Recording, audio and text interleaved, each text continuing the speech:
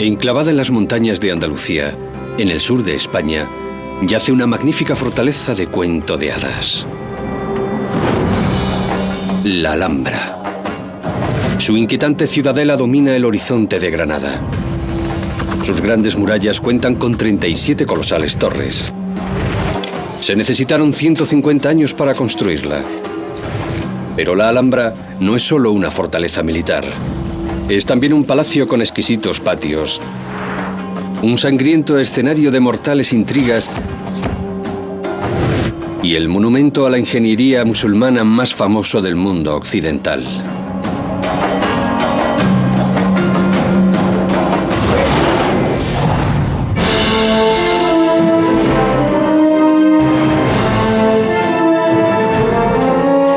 Antiguas superestructuras.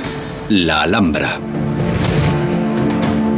Granada, sur de España. En el siglo XIII, esta ciudad antigua estaba bajo dominio musulmán.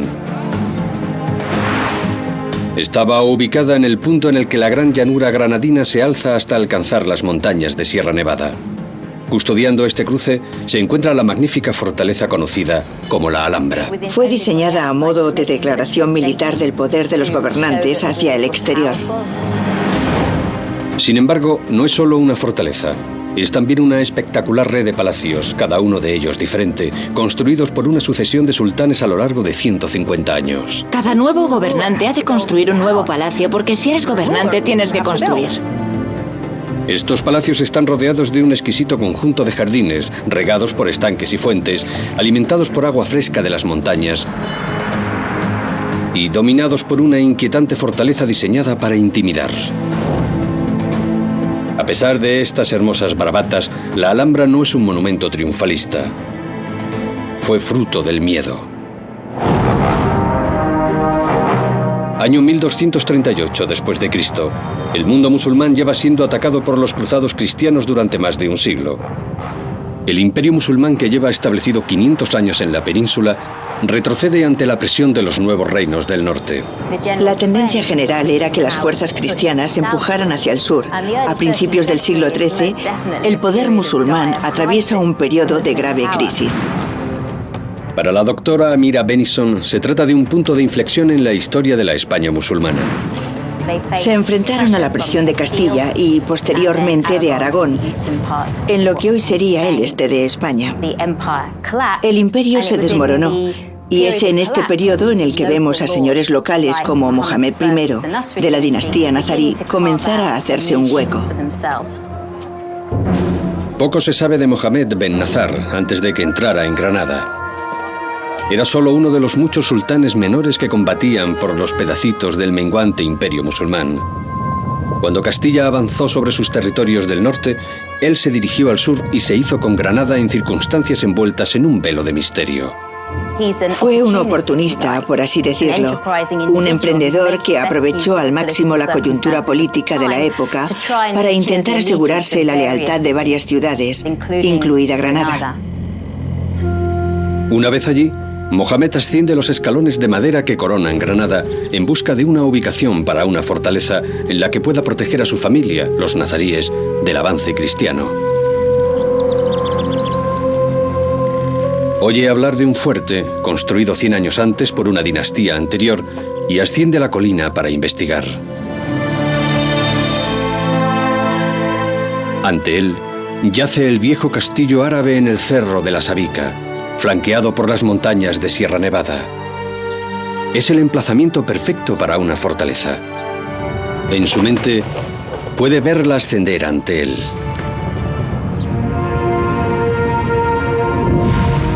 Mohamed ha encontrado su montaña. La Sabica es un buen lugar para una fortaleza, porque es una colina de casi 100 metros de altura. Antonio Orihuela, experto en la arquitectura de la Alhambra, cree que la geografía de la zona es perfecta para una fortaleza. Y en la parte posterior se encuentran las últimas colinas de Sierra Nevada, por lo que ningún ejército podía acceder a la colina desde la parte de atrás. Mohamed reconoce al instante las posibilidades defensivas del lugar y comienza a trazar la ciudadela de sus sueños. El primer paso es convertir la fortaleza existente, conocida como la Alcazaba, en un bastión suficientemente grande para albergar a sus tropas. Esta fortaleza defenderá un conjunto de palacios rodeados de lujosos jardines que conformará las dependencias reales en la parte norte de la colina. Junto a ellas, un pueblo, llamado Medina, que albergará a los cientos de personas necesarias para hacer funcionar este bastión real. Rodeándola, una gigantesca muralla salpicada de torreones diseñados para combatir a los agresores. Pero primero, debe construir una torre de vigilancia. Las torres defensivas formarán una parte integral del concepto de Mohamed para la Alhambra. El bloque básico de cada torre es una cámara cuadrada que se repite en cada nivel a semejanza de las capas de una tarta. Estas cámaras se llenarán de arcos abovedados para permitir que la luz inunde los espacios interiores.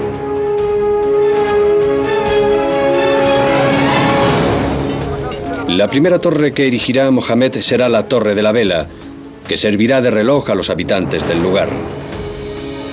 Este inquietante gigante es lo más grande que Granada ha visto jamás. Y envía un mensaje tanto a musulmanes como a cristianos. Era una declaración para el pueblo de Granada.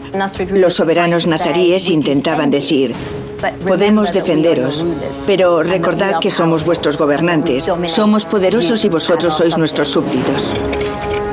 Esta torre de vigilancia debe ser, por tanto, suficientemente sólida para resistir cualquier ataque mientras se construye el resto de la Alhambra. Para ello, Mohamed quiere que se encuentre en el extremo oeste de la Sabica, donde servirá de puntal de su nueva fortaleza. Aquí, dominando la llanura granadina, estará rodeada de empinadas pendientes por los tres lados, que la protegerán de posibles ataques. Construir una enorme torre sobre un precipicio utilizando únicamente herramientas primitivas no será fácil. Pero la solución a sus problemas yace justo debajo de sus pies. La fortaleza se está construyendo prácticamente sobre un barranco, ideal para su defensa. Un gigantesco corte en esta abrupta pendiente revela la increíble sustancia que hizo posible la Alhambra. Debajo de la Torre de la Vela, el ingeniero de caminos Ed McCann investiga una veta de esta roca roja. Uno de los secretos de la construcción de ese lugar es este material. Es el famoso conglomerado de la Alhambra, una mezcla de arcilla, arena y piedra. Si coges un puñado de este material y lo mojas, la arcilla comienza a pegarse, de tal modo que es posible moldearlo. Así que utilizaron esto para hacer eso. De este modo, los obreros disponen in situ de una fuente accesible de materiales que les permitirá acelerar las obras y mantenerse cerca de la fortaleza que están construyendo. Su color da asimismo nombre a este bastión, la Madinat al-Hamra, que significa ciudad roja. Este increíble antecesor del cemento permite a los obreros colocar una sólida base de hormigón para la gran torre de vigilancia sin necesidad de extraer y transportar enormes cantidades de piedra. Sin embargo, el diseño del edificio presenta un grave defecto. El núcleo de la torre se sustenta sobre hileras de arcos que han de soportar todo el peso de la construcción. En mitad de las obras, los trabajadores se dan cuenta de que los arcos no son suficientemente sólidos para soportar la carga. La primera torre de Mohamed podría derrumbarse en cualquier momento. Como medio adicional de soporte, rellenan la parte del sótano para proporcionar a la torre unos cimientos más resistentes. Pero estas reparaciones precipitadas no logran resolver el problema. La fortaleza de Mohamed corre el peligro de venirse abajo.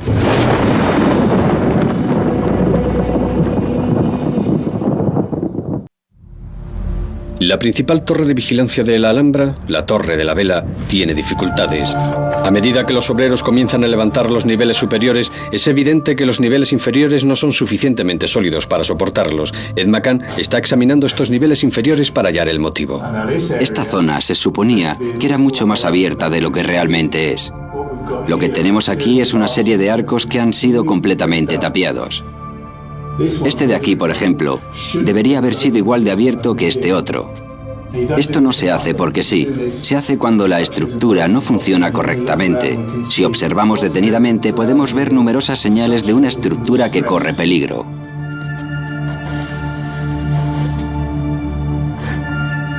Aquí lo vemos. Lo que tenemos aquí es una grieta estructural considerable que recorre toda la pared desde la parte superior hasta el suelo. Es una grieta en la que literalmente puedes introducir la mano. Nos muestra que esta pared de aquí se ha separado físicamente de esta otra, lo que ha dado lugar a esta grieta. La cuestión es, ¿qué empujó a esta pared? El peso de la torre está aplastando los arcos que la sustentan, deformándolos y agrietando sus paredes. Lo que hicieron al ver aparecer las grietas es tapiar la zona situada debajo del arco y convertirla en una pared, de tal modo que todas las fuerzas actúan en línea recta. Los obreros de Mohamed tapiaron los arcos para obtener el soporte crítico que necesitaban, pero el interior de la torre ya no guardaba ningún parecido con el diseño original. La visión del sultán de espacios arqueados con interacción de luces y sombras ha desaparecido por completo. En su lugar, yace un brutal monumento a las necesidades de la época. Dichas necesidades eran defensivas. La gran torre de vigilancia de Mohamed da a las llanuras de Sierra Nevada, con las colinas del reino a lo lejos en el horizonte. La torre de vigilancia dominó una vez vastas tierras de labranza, cubiertas hoy en día por una ciudad moderna. Esta es la ubicación ideal para construir el corazón de una gran red de inteligencia que proteja el reino de Mohamed. Y el sultán necesita esta red. Para 1245, tan solo 7 años después de que se hiciera con Granada, Mohamed ya ha perdido sus territorios del norte ante el avance cristiano y su ejército es demasiado reducido como para recuperarlos. No se trata de un hombre que sobreviva apoyado en su poderío militar. Esos días son cosa del pasado. Sobrevive gracias a la información y a sus relaciones. Como bien sabe la profesora Didi Fairchild Ruggles, la existencia de la Alhambra depende por completo de una buena inteligencia. Necesita información. Necesita saber cuándo se acercan sus enemigos y qué es lo que sucede. Para reunir esta información, Mohamed instala una red de torres de señalización diseñada para avisarle del avance cristiano. Esta red de fuertes recibía el nombre de talías. Formaban parte de un vasto sistema de recogida de información que captaba inteligencia de las gentes que pasaban por la zona y que proporcionaba los primeros avisos sobre los movimientos de las tropas cristianas. Las señales que advertían de ataques inminentes se transmitían desde lo alto de la torre mediante espejos especiales, humo o fuego.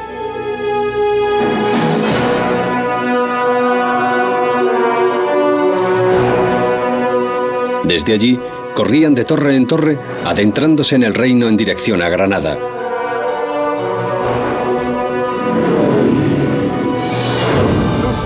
Hasta llegar a la azotea de la torre de vigilancia de la Alhambra, donde avisaban al sultán de la inminencia del ataque. En 1246, mensajes de sus torres de señalización avisan a Mohamed de que el rey cristiano Fernando III de Castilla ha tomado Jaén, 66 kilómetros al norte de Granada. Es un duro golpe. Mohamed se da cuenta de que no puede detener el avance castellano. Necesita más tiempo para completar su fortaleza. Así que llega a un acuerdo con Fernando. A cambio de garantías de su propia autonomía, Mohamed no solo renuncia a Jaén, sino que ayuda a Fernando a tomar Sevilla. Es una jugada inteligente, pero también un reconocimiento de su debilidad. Mucha gente se escandalizó de que hubiese abandonado Jaén. Su objetivo era proteger la ciudad de Granada y estimó que este era el precio que había que pagar para proteger el enclave que había creado. Mohamed es consciente de que la precaria tregua podría fracasar en cualquier momento. Quiere cerciorarse lo antes posible de que su ciudadela es segura. Para ello, debe finalizar la fortaleza de la Alcazaba, que albergará a las tropas que custodiarán la Alhambra. El plan es construir un castillo triangular asegurado con 3 torres. Desde aquí, una torre de entrada en la parte posterior permitirá acceder al resto de la Alhambra. Usando el conglomerado natural de la Alhambra, los obreros utilizan moldes para levantar las murallas de 3 metros de grosor. La clave del conglomerado es la facilidad con la que permite construir. Esta muralla muestra exactamente cómo lo hicieron. En esencia, lo que haces es fabricar tu propio molde. Tenemos 2 grandes paneles unidos entre sí mediante una serie de postes de madera. Aquí podemos apreciar dónde irían los postes. Colocas los postes, insertas los paneles de madera, los unes y viertes el conglomerado y un poco de agua. Lo aplastas mediante golpes, haciendo que se junten las partículas del conglomerado en una mezcla realmente homogénea parecida al hormigón. Dejan que se seque la capa, para posteriormente subirse sobre ella y repetir el proceso. Pero los ingenieros saben que este método de construcción tiene un importante inconveniente. El agua y el viento desgastan este material. Aquí vemos una superficie erosionada que ha perdido su solidez a lo largo de los años.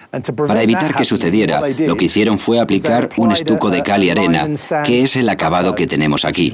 Así que se trata básicamente de arena mezclada con cal y un poco de agua, aplicada como si fuese yeso. Es una solución mucho mejor contra el agua, así el trabajo ya estaría acabado.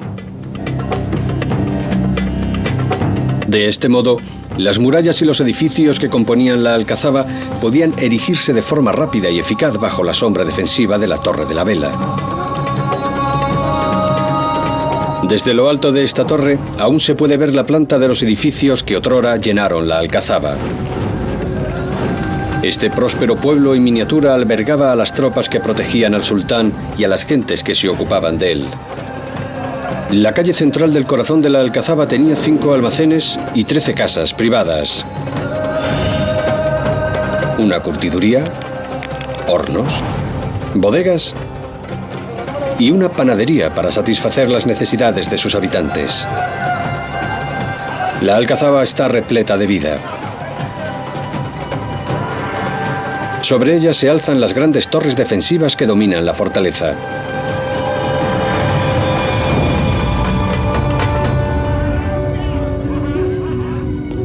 El sultán Mohamed debe de haber caminado por su bastión teniendo la impresión de que su dinastía estaba por fin segura. Pero la Alhambra no solo era una fortaleza, ya que el sultán planeaba construir más allá de la alcazaba un conjunto de palacios que albergaran a él y a su familia, además de jardines y un pueblo en miniatura que lo sustentasen. Entre los habitantes de la Alhambra no solo se encontraban el sultán y su familia, sino por supuesto también sus vasallos, sirvientes y guardas. En el palacio habitaba un gran número de personas. Así que puede considerarse una ciudad en miniatura con probablemente unos 5.000 habitantes. Para sustentar a esta población, el corazón de la Alhambra está formado por jardines. Los jardines de la Alhambra son la manifestación más grande de la creación de un oasis. Antonio Malpica ha estudiado el paisaje de la Alhambra en profundidad. En su opinión, los jardines tienen un doble propósito.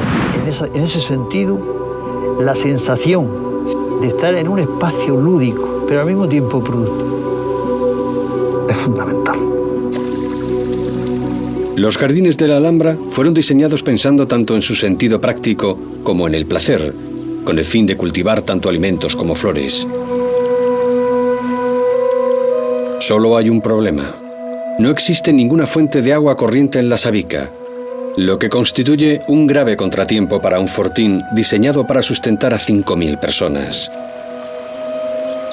La fuente de agua más cercana es el río que fluye justo al norte de su emplazamiento, pero este presenta un grave inconveniente. Por supuesto, si hubiesen estado aquí en el siglo XIII, el río Darro habría tenido más o menos el mismo aspecto de hoy en día, un pequeño arroyo rumoroso que se abre paso a través de Granada. El problema básico de Mohamed es que el agua está aquí abajo y él la necesitaba allí arriba. Para hacer viable la Alhambra, sus constructores deben desviar todo un río hasta lo alto de la montaña de Mohamed.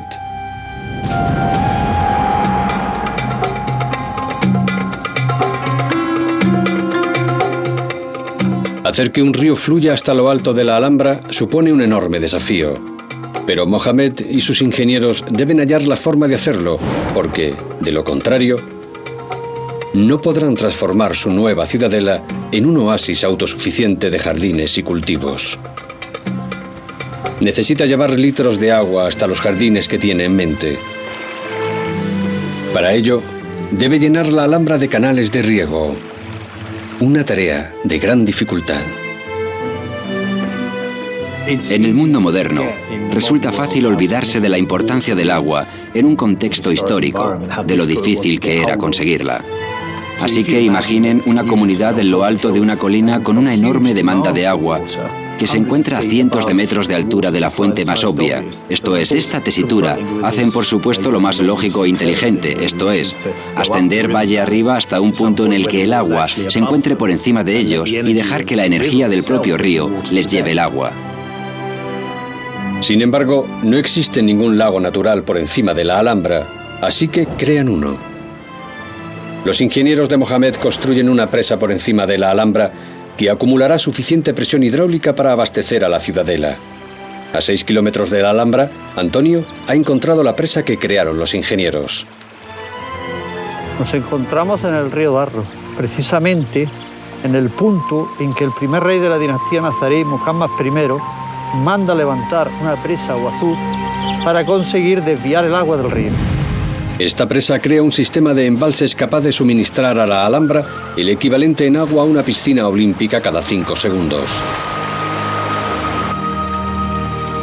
Aunque resulta difícil creer que esta presa se cavara a mano hace casi 800 años, debajo de su moderna capa de hormigón yace un auténtico diseño antiguo. El sistema hidráulico de la Alhambra, en sus comienzos, tiene el mismo diseño que tenía originariamente. Lo único que ha cambiado es el material, porque cada año tenían que renovar. Hay 2 compuertas allá arriba.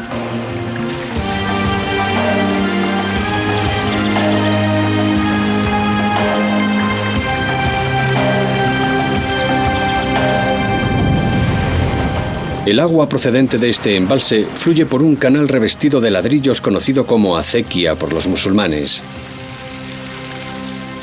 Este canal abastece en última instancia la Alhambra. Pero desviar el río Darro es solo el comienzo de un colosal proyecto. Los obreros del canal todavía deberán superar un gran obstáculo. La conduce por la orilla derecha. El embalse se encuentra en un valle situado entre 3 colinas. Así que para llegar hasta la Alhambra, los ingenieros de Mohamed deben construir un canal de 6 kilómetros de longitud que sortee las colinas que se encuentran por encima de la fortaleza.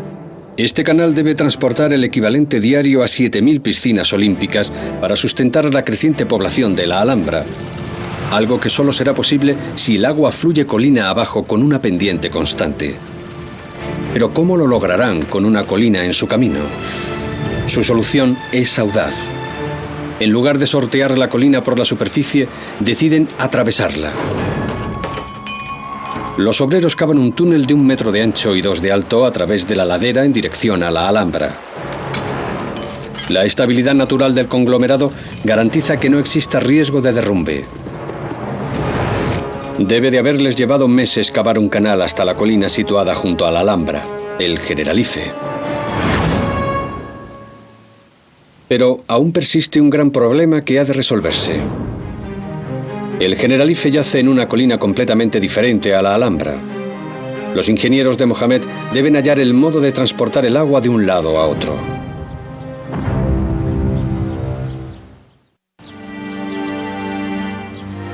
Para llevar el agua de la colina del Generalife junto a la Alhambra hasta la propia Alhambra, los ingenieros de Mohamed deben cruzar el vacío de 15 metros que separan ambas colinas. ¿La solución? Un acueducto. Y aquí es donde el agua del río Darro llega a la Alhambra. Cruza por aquí y antiguamente solía recorrer la acequia real, que era un canal que la transportaba hasta el corazón de la Alhambra. La acequia real constituía la fuente de vida de la ciudadela. Desde ella, el agua fluía a toda la Alhambra. Proporcionaba agua corriente al pueblo y abastecía a la multitud de ornamentos acuáticos de los jardines de los sultanes. Estos jardines estaban diseñados para simbolizar el reino de Granada, del que los sultanes eran gobernantes. Los jardines tenían asimismo una función práctica. Estaban diseñados para crear un oasis en medio del calor del sol granadino. El Islam tuvo su origen en el desierto, en un entorno en el que el agua escaseaba. De ahí que la capacidad para proporcionar agua y hacer que ésta fluya es por lógica algo extremadamente deseable. De hecho, es más que deseable. Es de crucial importancia.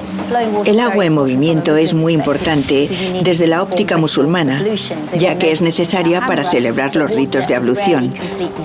Observarán que en la Alhambra el agua rara vez está completamente en calma. Incluso en los estanques el agua fluye constantemente entrando y saliendo de los mismos, algo que es muy importante en términos de pureza ritual. Así, para preservar la pureza del agua, los ingenieros de Mohammed deben crear un sistema que impida que se acumulen sedimentos en los canales. Su ingeniosa solución puede verse a lo largo y ancho de la Alhambra. Piletas poco profundas que ralentizan el flujo de agua. El agua baja a toda velocidad por el canal, transportando los materiales, y llega a una zona amplia y profunda, donde se frena de inmediato de tal modo que el cieno y la arena se depositen en el fondo. De este modo, el agua de los jardines de la Alhambra se mantendrá constantemente fresca. Pero demasiada agua también puede traer problemas.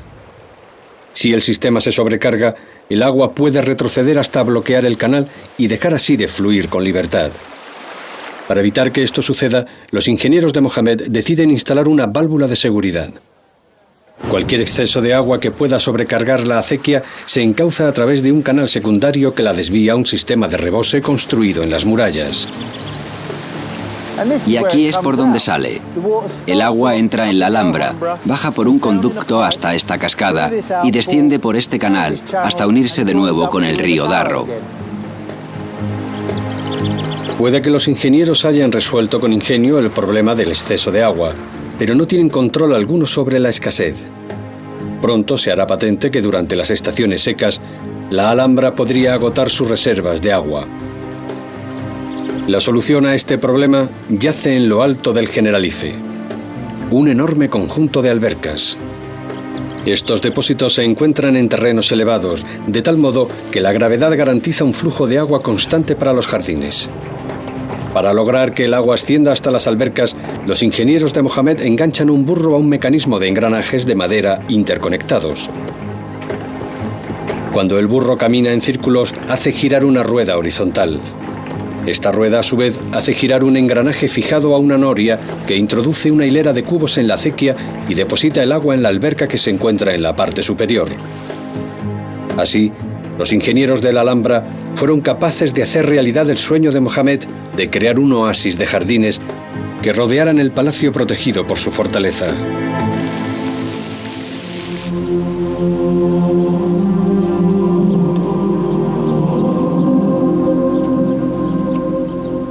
Sin embargo, Mohammed no verá su sueño llegar a buen puerto. El sultán muere en 1273, antes de que esté completada la obra de su vida.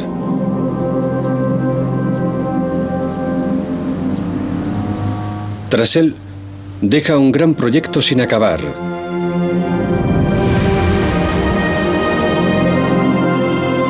El principal motivo de que construyera una fortaleza.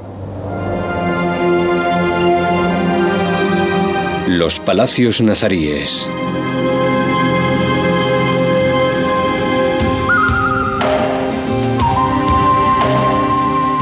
Este es el corazón de la Alhambra. En los 100 años que siguieron a la muerte de Mohammed ben Nazar, sus sucesores completaron la gran muralla que cercaba la ciudadela y comenzaron a construir el complejo de palacios que albergaría a su dinastía. Los palacios construidos uno tras otro por una sucesión de sultanes son únicos. Cada gobernante tendía a construir un nuevo palacio o al menos a renovar palacios ya existentes para dejar su impronta. Así que tenemos una secuencia de diferentes edificios que de forma gradual van llenando el espacio y crean toda una red de palacios dentro del propio complejo de la Alhambra. Juntos, estos palacios forman uno de los complejos todavía en pie más impresionantes de Europa. Y para protegerlos es para lo que se diseñó la Alhambra. Sin embargo, hay un palacio en concreto diseñado no solo para proteger, sino también para intimidar. Año 1333. Un siglo después de su construcción, Yusuf I accede al trono de la Alhambra. Yusuf hereda el manto de sultán en un punto clave del conflicto con los cristianos de Castilla, que ocupan gran parte de la península. El reinado de Yusuf I a principios del siglo XIV viene a ser el primer momento clave del reino. Yusuf I se alía con la dinastía de los benimerines del norte de África y parece mantener su poderío frente a los reinos cristianos del norte. Junto con sus nuevos aliados, los benimerines, Yusuf lanza un ataque en territorio castellano en un intento por recuperar parte de las tierras que sus antepasados habían perdido. Sin embargo, la supremacía de Granada fue efímera. Tan solo 7 años después, el rey Alfonso XI de Castilla venció a los musulmanes en la batalla del Salado y expulsó a los benimerines para siempre de la península. He aquí una posible explicación a la última acción del reinado de Yusuf: construir la torre defensiva más grande en la muralla norte, la Torre de Comares. Esta enorme torre, que se eleva hasta los 45 metros de altura, forma el eje central del nuevo palacio que Yusuf decide construir.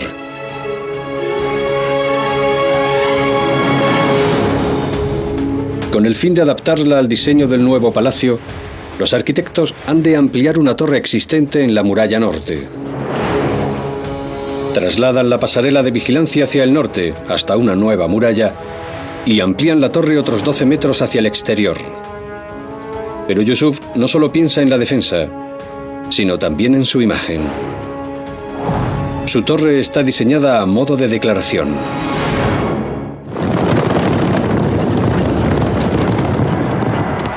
Yusuf I acaba de sufrir una dolorosa derrota, por lo que decide construir un monumento que refuerce su poder e invulnerabilidad a los ojos de su pueblo. La construcción de la torre es un sello de la autoridad de Yusuf sobre su reino. Pero Yusuf no solo intenta impresionar a su pueblo, desea instalar su invulnerabilidad en la mente de sus enemigos cristianos. El gran salón del Palacio de Comares compensa, en cierto sentido, la falta de poderío militar, dado que depende de las negociaciones políticas y diplomáticas. Necesita un espacio imponente en el que llevarlas a cabo. En la actualidad, miles de turistas experimentan la misma sensación de sobrecogimiento que debían de haber sentido los embajadores cristianos al reunirse con el sultán, ya que el interior del complejo está diseñado para impresionar. Este es el gran palacio de Yusuf. En el centro, el esplendor del salón de los embajadores.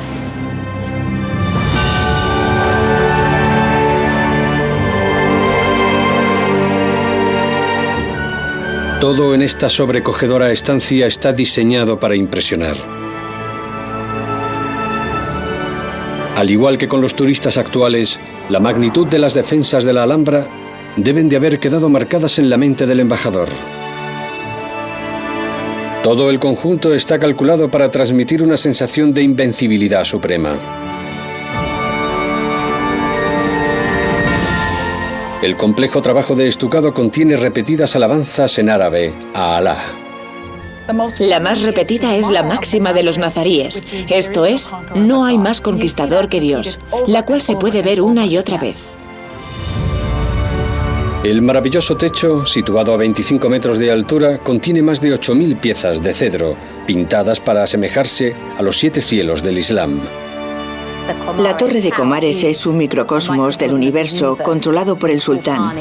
En cierto sentido, el sultán tiene el control del universo, lo cual es una declaración bastante osada de su parte. He aquí el principal desafío al que se enfrentaron los arquitectos de Yusuf.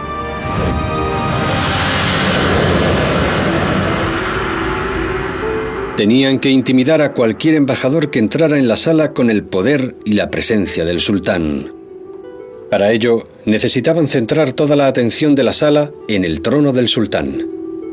Es una asombrosa manipulación del espacio para enfatizar el hecho de que Yusuf I es un gobernante de importancia y poder que tiene el control de su reino. Para ello, los arquitectos de la Alhambra solo pueden recurrir a una cosa: las matemáticas.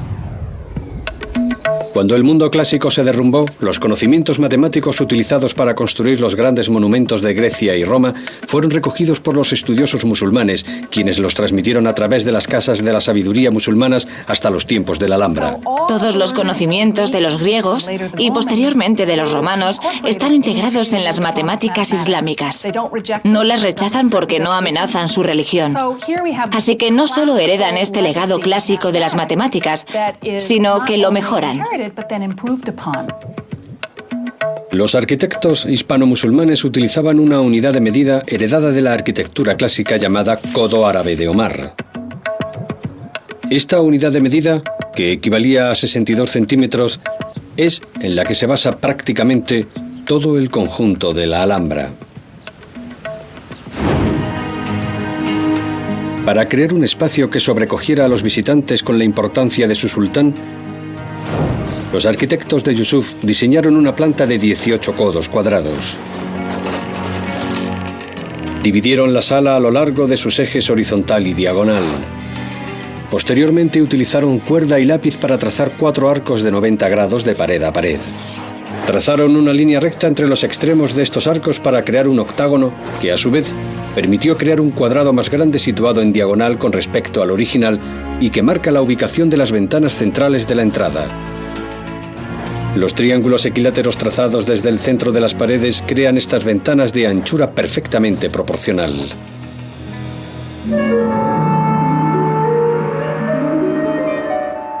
Debía de ser una experiencia muy intimidante acceder al salón de los embajadores y ver al sultán colocado en la parte central, imponiéndose sobre el espacio, y detrás de él las vistas de su ciudad y de Granada, pero también de todo su territorio. Debía de ser muy imponente, todo estaba calculado para intimidar. Imponente, tanto desde el interior como desde el exterior, la torre parece haber logrado su propósito.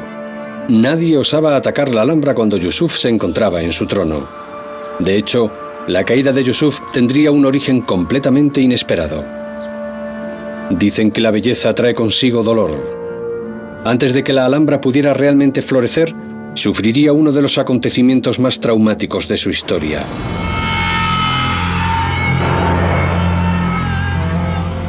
El 19 de octubre de 1354, más de un siglo después de la construcción de la Alhambra, Yusuf I se prepara para sus oraciones diarias. Mientras reza, es atacado por un esclavo trastornado que lo apuñala.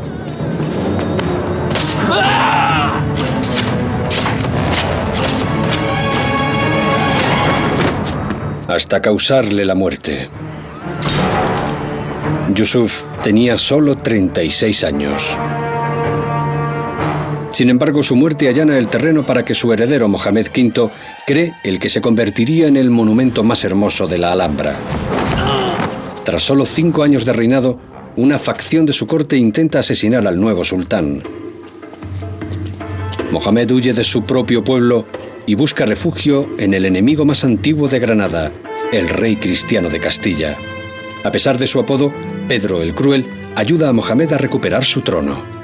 No hay duda de que Pedro el Cruel y Mohamed V tenían una amistad basada en sus mutuos intereses intelectuales y artísticos.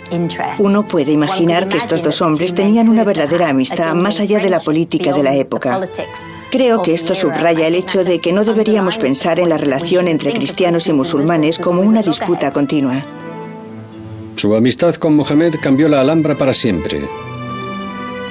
Al igual que muchos reyes españoles, la belleza de la arquitectura musulmana causó gran impresión en Pedro. Así que cuando decidió construir un nuevo palacio en Sevilla, lo hizo siguiendo el patrón musulmán.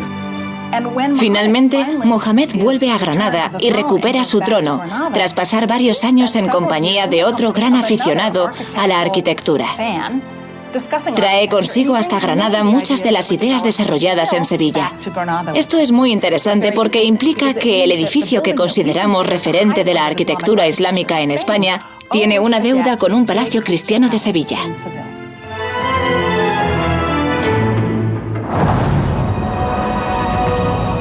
Cuando regresa a Granada, Mohamed está decidido a superar la obra maestra de Pedro en Sevilla.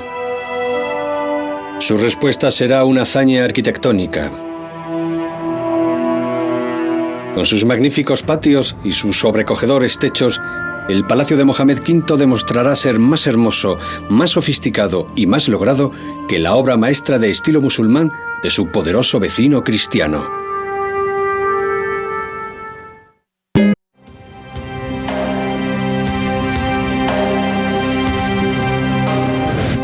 Bajo el reinado de Mohamed V, la tradicional rivalidad entre Granada y Castilla toma un curso radicalmente distinto. Gracias a su amistad con Pedro de Castilla, la confrontación militar se transforma en una competición artística. Mohamed encarga la construcción del Palacio y el Patio de los Leones, que intenta emular y superar la belleza del Palacio sevillano de Pedro.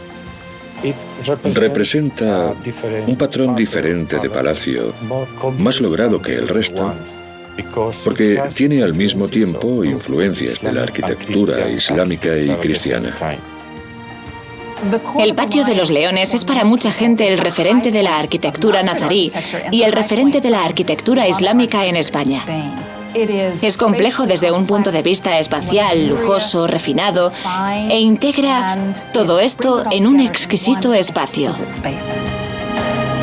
He aquí la joya de la corona de la Alhambra, construida siguiendo un conjunto de rectángulos relacionados entre sí. Una vez más, los arquitectos de Mohamed utilizan de forma genial la geometría. Al observar la fachada, vemos que se utiliza la anchura de la base para formar un cuadrado, que define el siguiente nivel superior. Después, tomamos la diagonal de dicho cuadrado y la desplazamos hasta la vertical. El punto en el que el extremo de la diagonal se cruza con la vertical se convierte en el siguiente piso. A continuación hacemos exactamente lo mismo con la diagonal de este vértice. El resultado es una relación muy precisa entre la altura de un piso y la del siguiente, de acuerdo con las reglas de los griegos. Esto nos parece que está bien debido a que nuestro sentido de la belleza está definido por la influencia de la arquitectura griega. Observamos los edificios griegos y nos gustan porque los percibimos como obras hermosas. A pesar de estas influencias occidentales, el Palacio de los Leones sigue siendo un edificio eminentemente oriental. Cuando lo observamos hoy en día, no vemos cómo era en realidad. Los 4 cuadrantes que rodean la fuente central eran parterres hundidos. Los parterres estaban rodeados de los salones de las mujeres del sultán, que dominaban el jardín central. La gente que se sentaba en cojines o alfombras en los extremos del patio únicamente podía ver la parte superior de los árboles y arbustos. Estas salas contienen el tesoro más espectacular del palacio, una exquisita forma de decoración conocida como mocárabes. Es completamente único en el Islam. Es difícil explicar de dónde procede. Es incluso difícil entenderlo cuando lo observas. Es tan deslumbrante que confunde los sentidos. Tienes la sensación de que es etéreo, de que casi no está allí. Casi parece que se mueve según lo miras, debido a la interacción de la luz y la sombra en estos pequeños elementos similares a estalactitas. De nuevo, son las matemáticas las que crean esta sorprendente complejidad. El patrón posee una geometría exacta que utiliza triángulos y bloques rectangulares para crear estos efectos. La variedad de cortes del enlucido crea diferentes formas geométricas, llamadas adarajas, que se fijan a la pared del edificio mediante arcilla, listas para pintarse. El enlucido es muy complejo, no solo debido al constante juego de lo sólido y lo vacío, sino también por su color original. Eran de un rojo y un azul muy vivos, por lo que debía de ser una experiencia vibrante. Los pintores utilizaron pigmentos exóticos, entre ellos la azurita azul, extraída del lapislázuli de Afganistán, que costaba tanto como el oro. Es como si se hubiesen modificado por completo las reglas de la existencia, ya que en lo alto se encuentra esta bóveda que no puedes comprender. No es posible comprender cuáles son las dimensiones del espacio. No hay un punto fijo en el que poder centrar la mirada. Es una extraordinaria experiencia sensorial.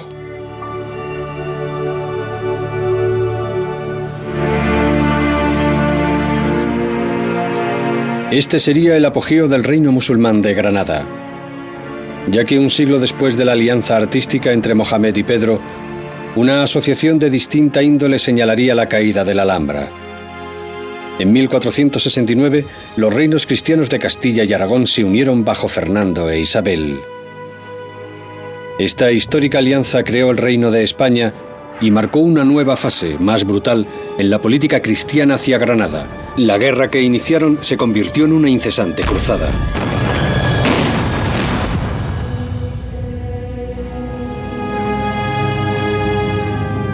El día de Año Nuevo de 1492, tras 10 largos años de